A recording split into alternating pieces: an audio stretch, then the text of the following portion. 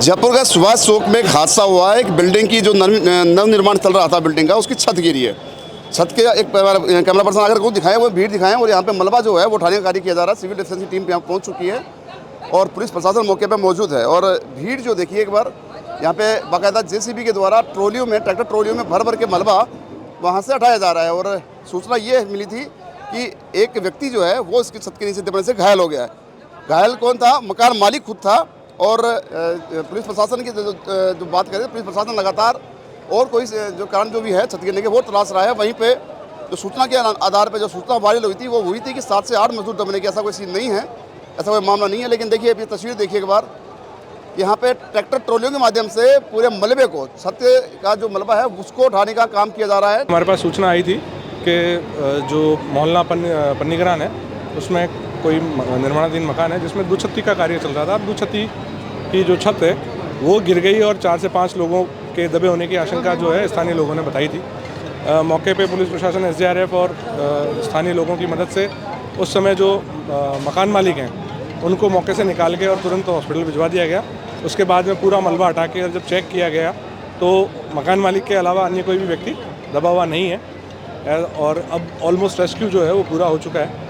कोई भी व्यक्ति अब दबा हुआ नहीं है। जो दबे हुए थे क्या स्थिति है उनकी अभी उनको वो हॉस्पिटल भिजवाया है, वहाँ से अभी हॉस्पिटल से कंफर्म कर रहे हैं तो क्या कुछ कारण हो सकते हैं अभी? देखिए छत गिरी है तो उसके कारणों के बारे में तो टेक्निकल लोग ही बता पाएंगे क्या है क्या नहीं है। ये 2:30 बजे की बात है, तब ये बैठे हुए थे, यहाँ से खाना वाना खा के घर से निकले थे। अब निकल के उधर गए तो कुर्सी लगा के बैठ गए, थोड़ी देर देखने के मुआयना कारीगर क्या काम करके गए। बस निकले ही थे, जैसे अंदर पहुँचे बैठे तो उसी दौरान छत एकदम गिर गई और ये अकेले ही थे उस वक्त। कौन, क्या नाम था? जो अतुल्ला भाई। फिर बस सब जने पूरी गिर गई तो कम से कम उसको निकालने के अंदर पौन घंटा लग गया। और पौन घंटे के अंदर यहाँ के जो आम जनता है, यहाँ की आजू बाजू रहने वाली, तो सबों ने इतनी मेहनत करी जब जाके वो बाहर निकल पाए। कोई प्रशासन वगैरह इतने में लेट आए, वो थोड़े कम से कम उनको आने में 1.5 घंटा लग गया।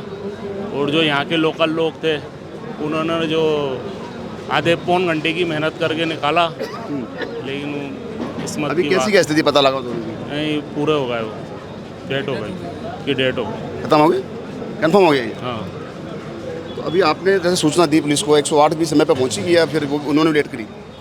नहीं, 108 आ गई थी, समय पे आ गई, समय पे आ गई थी, लेकिन निकाला इसमें टाइम लग गया तो उनके अस्पताल लेके गए, हुआ तो डेट हो गई।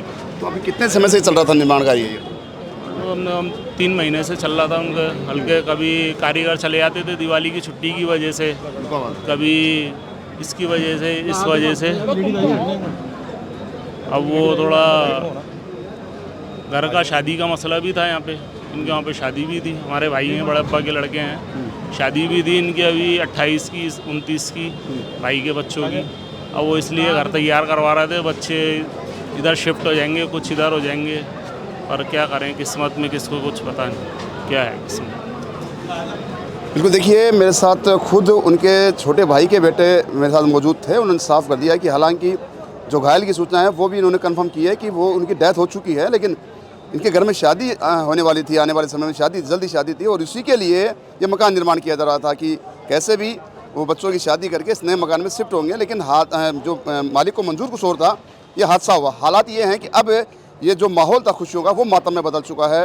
चारों तरफ चीख पुकार मची हुई है, लेकिन अभी माहौल जो है अभी बहुत यहाँ पे अशांत सा लग रहा है। ऐसा इसलिए कि जिस घर में शादी का माहौल हो और वहाँ पे किसी की डेथ हो जाए तो बहुत बड़ा एक अपने आप में ये सदमा कहें, सदमा लगने वाली बात है।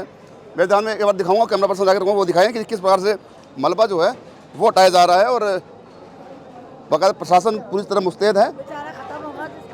देखिए JCB से ट्रैक्टर ट्रॉलियों में मलबे को उठाकर दूसरी जगह ले जाकर यहाँ डाला जा रहा है। और जैसा कि अभी मृतक के परिजनों ने मुझे बता दिया है कि वो जो घायल था उसका SMS में या कहीं भी अस्पताल में जहाँ भी इलाज चल रहा है उसका इलाज के दौरान मौत हो गई है। अब यह जो खुशियाँ थी मातम में बदल चुकी है। कैमरा पर्सन आशीष पारिक के साथ संदीप अग्रवाल, जनता 24 न्यूज़, जयपुर।